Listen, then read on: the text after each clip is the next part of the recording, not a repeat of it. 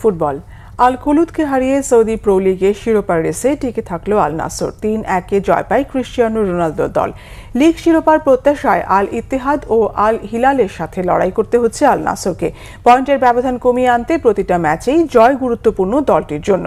আল খুলুদের বিপক্ষে ম্যাচের ৪ মিনিটেই আল নাসরকে এগিয়ে দেন CR7 জন দুরানের শট। আল খুলুদ গোলরক্ষক প্রতিহত করেও জাল রক্ষা করতে পারেননি।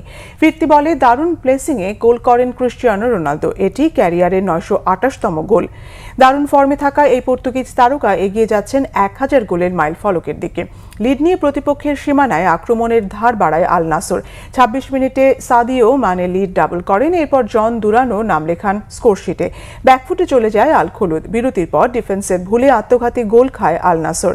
জ্যাকসন মুলেকার শট ডিফেন্ডার আলী নাজমির পায়ে লেগে জড়ায় জালে। ব্যবধান হয় ৩-১। এই জয় আল নাসরকে শিরোপার দৌড়ে রাখলেও তারা আছে তৃতীয় স্থানে। ২৫ খেলায় ৬১ পয়েন্ট নিয়ে শীর্ষে থাকা আল ইত্তেহাদের থেকে ১০ পয়েন্ট পেছনে আল নাসর। ৫৪ পয়েন্ট নিয়ে দ্বিতীয় স্থানে আল হিলাল।